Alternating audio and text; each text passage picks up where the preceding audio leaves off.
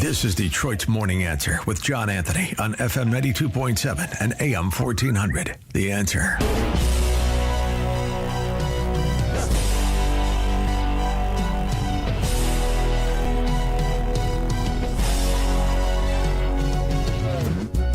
Good morning, Detroit. Detroit's Morning Answer with John Anthony. If you missed that first hour, head over to theanswerdetroit.com, download the podcast. That's theanswerdetroit.com. Download the podcast. You can listen to the show no matter where you are. And now Paul has been so gracious to add all of the audio onto the Detroit's Morning Answer YouTube page until we start video streaming. So, Paul, I appreciate you. You know, a lot has been said about gerrymandering, and I come from a state that I believe is the king of gerrymandering, the state of Illinois. I broadcast for the Detroit's Morning Answer, and when I heard J.D. Vance say this on, he was being interviewed by Kristen Welker, and J.D. Vance, he made a very good point, and I can't wait to get into this with our next guest. You have to ask yourself, why have Democrats gerrymandered their states aggressively over the past 10 to 20 years? If you look, for example, at the popular vote in a lot of these states, and Massachusetts, where 32% of the residents of Massachusetts voted for Republicans, 0 Republican federal representatives. So we're not trying to all we're doing, frankly, is trying to make the situation a little bit more fair on a national scale. The Democrats have gerrymandered their states really aggressively. We think there are opportunities to push back against that, and that's really all we're doing. And what's funny about that, the Democrats, you got California and a lot of these other different states, even the governor of Illinois talking about they're looking at how to redo their maps. You can't. You've gerrymandered them so much that you simply cannot. What's going to happen is they're going to states like California, if a state like Illinois, I know Michigan can't do it because you have Matt Hall in the speaker's chair, and he'll stop that at the drop of a hat. That's why today we welcome John Gordon. He's the host of the syndicated show, The Truth with John Gordon. He's a Mercer Law graduate, a businessman, a journalist turned candidate, and in 2022 he ran for Attorney General of Georgia. Can you imagine John Gordon there being in Georgia right now? When he ran for Attorney General of Georgia, he received President Trump's endorsement. Trump has made that clarion call out to urge Republicans to redraw their districts mid-decade to secure, because Trump understands the importance of maintaining not just the House, but the Senate as well. States like Texas, Utah, California, specifically Texas, because Texas is the one that got this ball rolling way back when the hammer himself, Tom DeLay, from Congress, basically told Texas, get us some more seats. John Gordon, welcome back to Detroit's Morning Answer, my brother. Thank you, John Anthony. Good to be here. It's so good to have you here. John, when you heard, what was your first thought, your first reaction when you heard Trump call on Republicans to redraw districts so that they can maintain and secure probably a higher majority in 2026? My first thought was that I am so glad we have finally shown up for the gunfight with a gun instead of a knife, a pocket knife, which is what I've been accusing Republicans of having done for the last 2 decades. We just don't fight like Democrats do because we're above that. Yeah, but we've got to use legal, lawful means of pushing back against their evilness. And John, I think you spoke that so eloquently because one of the things that I've always said about President Trump, he tore up the Republican playbook as it relates to how to run for office, and that was the most important thing he did. And he endeared so many people to him because he has that fight, John. What is it about other Republicans? You said we're above that. No, we're losing our country. We're losing city after city to these activists. Why? Where is the fight that? Because I know J.D. Vance visited Indiana. He went back home to Ohio to say, "Let's get this ball rolling." Why? This should have been done in every state. Soon as they saw Texas do it, they should have got up and said, every Republican stronghold should have said, "We're doing it because we know we haven't done it." Where's the fight, John? Well, I think we're not willing to stoop to the lows that the Democrats are willing to go to, because those are really the only strategies they've got. They can't beat us on a competition for ideas. They've got to figure out a way to game the system and threaten the democracy that they are so vocally criticizing the Republicans of destroying, when in fact it's pure projectionism. They're the ones that are destroying the democracy by these games that they play. And I use games lightly. I mean, it's beyond games. It's just demonic sickness that they engage in, because for starters, they just lie. So true. Biden was a house built on lies. I don't think he remembers the lies, though. And that's a whole nother story. But when you look Well, I'm more concerned about whether he remembers the corruption. Correct. Why have we let him off the hook of stealing $20 to $60 million while he was the illegitimate president, and taking money from our adversaries like China and Russia? Yes. Where is the accountability? I demand accountability. I'm with you, and I have called for that, not just for him, but for every single one of them that have played in the mud in the last couple of decades, because this is they really came out with the knives. A lot of people say during George W. Bush, but Barack Obama completely shifted and transformed how politics are done in this country. Am I off with that assessment? No, he changed the way it's done, but he did not change it for the good. He weaponized the intelligence community, the FBI. He used the IRS to go after his political opponents. He did more harm to this country than any living president, except perhaps Joe Biden. Yeah, I would definitely agree with that. Now, as you know, Texas Republicans, they just passed the map in both the House and the Senate. It's headed to Greg Abbott's desk. Some people call it a brilliant strategy. They talk about why mid-decade? You shouldn't be able to do it mid-decade. Well, the Supreme Court said differently. Do you think this is a brilliant strategy, or is this a constitutional crisis? No, it's not a constitutional crisis. They had every lawful right to do what they did. And they've done it before. They did it in, let me think. I think they did it in 2003. 2003, you're right. And that was after the 2000 decennial census. So there's a precedent for it. And by the way, it is up to the states to determine the time, place, and manner of elections. It is not a federal regulation or decision on how to conduct elections. So they're within their legal right. And what was the change in the map? Do you know? Happen to know, John? That I don't know as far as how many Republicans gain seats, but they're projecting for this map that there will be 5 new Republican seats. I do know that. Yeah. I mean, that's huge, correct? Totally. And you know what? It reflects the will of the American people. That's what Congress is supposed to be. But, we have been manipulated for decades. We cannot call out lawbreakers if they are, unless they're Caucasian. Right. You cannot say the truth about things that are happening in this country lest you be labeled a sexist, racist, homophobe. We've just got to get back to a place where we can speak truth. And that's what I think we're starting to see, a very dramatic change in this country for the better now. Now, John, in that 2004 election, it was a 16-16 split. So they gained 5 seats to gain control of 21 of the 32 U.S. House seats. So they flipped 5 seats in the 2004 election. So think about that. I know California is thinking about doing it. I mean, they have this new Proposition 50.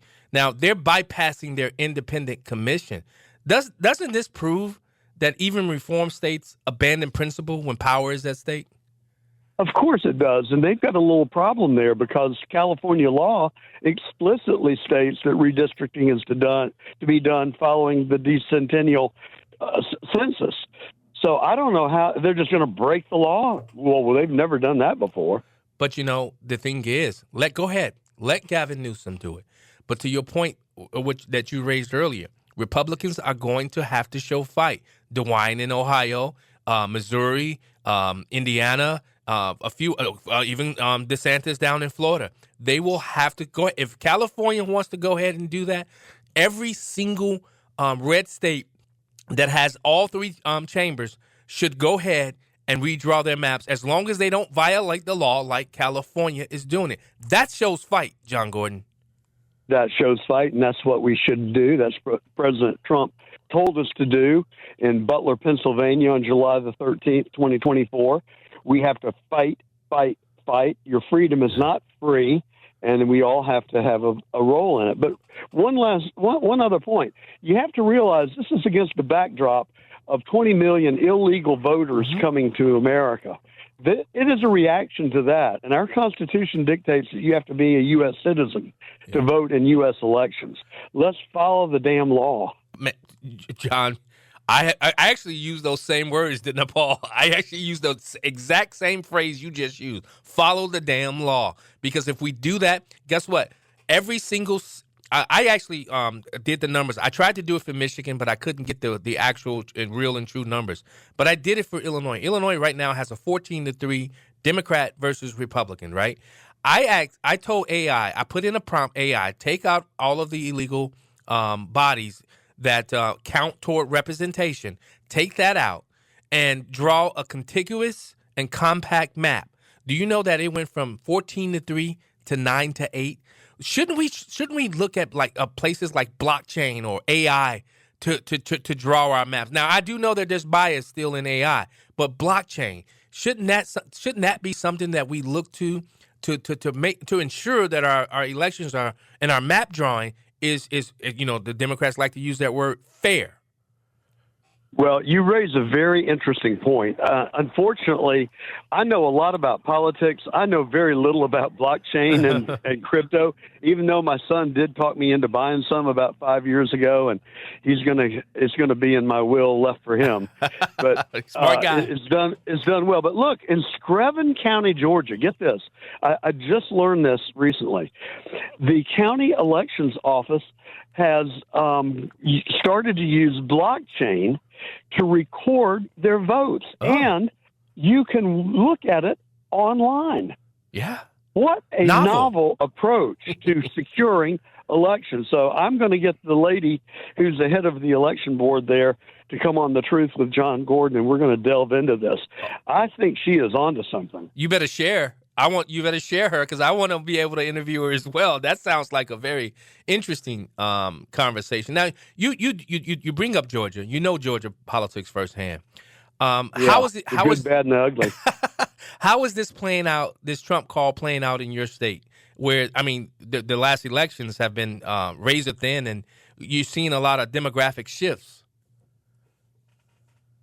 Well, I think you've seen a lot of election shifts, a lot of election fraud. And I was a lawyer on a case with the Fulton Board of Elections after 2020. I've seen the evidence.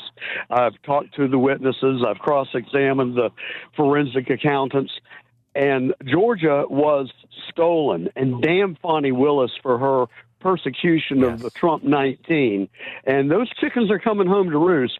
There are going to be some very interesting developments that you're going to hear about coming out of Georgia in the next few days or weeks, starting with the Supreme Court upholding the Court of Appeals, affirming that Fani Willis cannot be a prosecutor on the case. I hope that they will go farther and make a referral to the Georgia Bar Association and have her removed from the practice of law permanently, which is what she deserves.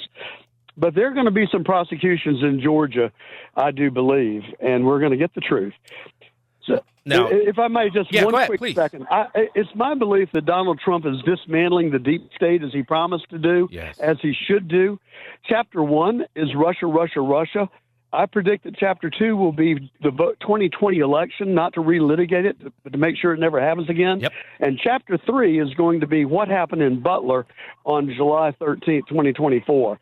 That is going to portray the deep state and reveal them and unmask them, and I expect a very negative reaction from the American people, and their goose will be cooked once and for all. I love it. And you know what? From your lips to God's ears, because it has to come out. You know, I know they're going to probably play the whole national security.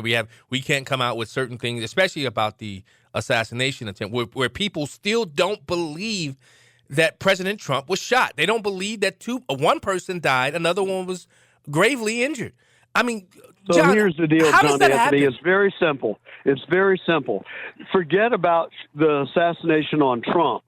Investigate the death of Corey Compouture. A murder occurred in Butler, Pennsylvania on that day. Where is the district attorney and where is his guts to stand up against the evilness that occurred on his jurisdiction under his watch? Investigate the murder that occurred there that day. All the cards will fall. Now, I please let that happen. Now, you're in Georgia.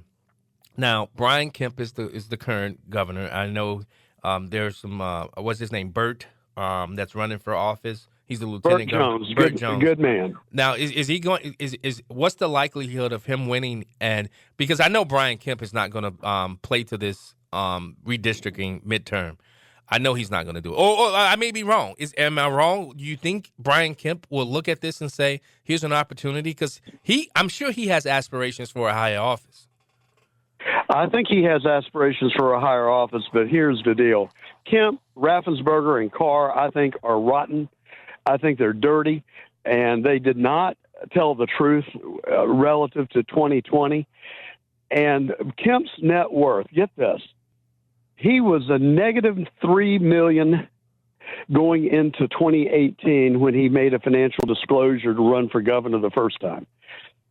4 years later, his net worth is $6 million. Wow. That is a $9 million change. I mean, he's right up there with Nancy Pelosi. Yeah. How does that happen? I want to learn how to do that. Well, except I'm not willing to be corrupt. Well, there you go. And you know what? That's another leg. You talk about Chapter 4. Chapter 4 should be, how do politicians come in bankrupt or with debt and they leave multimillionaires? In some regards, they have 9-figure bank accounts now. How does that happen, John Gordon? Well, I think you know how it happens. I know how it happens. The American people know how it happens. I am not, by the way, in favor of Josh Hawley's bill to make it illegal for members of Congress to have stock brokerage accounts. There are already laws on the books that prevent insider trading. Just enforce the laws we've got. We don't need another law that we're not going to enforce and hold people accountable. I think it's just grandstanding. I'm not willing to run for Congress and have to cash in my brokerage account, which would cost me millions of dollars in capital gains tax just to be able to serve my country. It's an unrealistic expectation. And the result is you create basically a billionaires club rather than a millionaires club in Congress because they're the only ones that can afford to do it. Yeah, how about you just don't invest in stock when you get information about what's coming down the pike? How about we do that instead of That's the insider trading laws that are already on the books. Yeah. Now, why don't we investigate Nancy Pelosi and her portfolio, along with some other members of Congress who have seemed to do extremely well in the stock market, better than Warren Buffett? Let's just start with those people and investigate it. Well, because both sides of the aisle have their hands in the cookie jar. That's why the protectionism, John Gordon, they believe in protecting their own. I had a national correspondent of high regard tell me that it would be difficult to count on more than two hands the number of members of Congress that are either not corrupt or compromised. And that is a sad commentary. Yeah, look at AOC. She was a broke bartender. Now she's worth millions. I mean, there's story after story after story of people that come into Congress. They don't have a lot of money. Do I need to run for Congress, John Gordon, to become a multimillionaire? Is that what they're projecting out there? I don't think it would happen because I think you're ethical and you're going to be a law-abiding member of Congress. But the pressures must be pretty significant. You watch all these good people that go to Congress, and the next thing you know, they're singing the company line, and you just can't scratch your head like, what the hell happened? Especially, as Elon Musk has pointed out, on the budget. We've got to get control of our federal budget, or else we're going to reach a tipping point, and this country is going to be doomed. Yeah. And that's the one nit that I would pick with President Trump. He has not curtailed spending. In his first term, spending accelerated, just like it did under Reagan. They are supposed to be fiscal conservatives, and I think it's time for him to deliver on those promises to cut federal spending. I think there are 12 appropriations in the federal government. We need 12 appropriation bills. I served on the appropriation committee when I was a state rep. It's long, it's laborious. Sometimes you just want to pull your hair out. but get rid of these continuing resolutions and let's get back to budgeting for the American people, John Gordon. And get rid of the pork. Yeah. Yeah. We just don't want the pork, except the problem is that we all have to have some self-discipline. That is so true.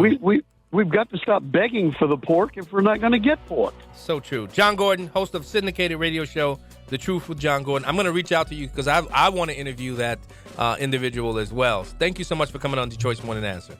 They are my next phone call. Thank you, John Anthony. My pleasure. Have a great day. You too. John Gordon, what a swell guy. We'll be right back.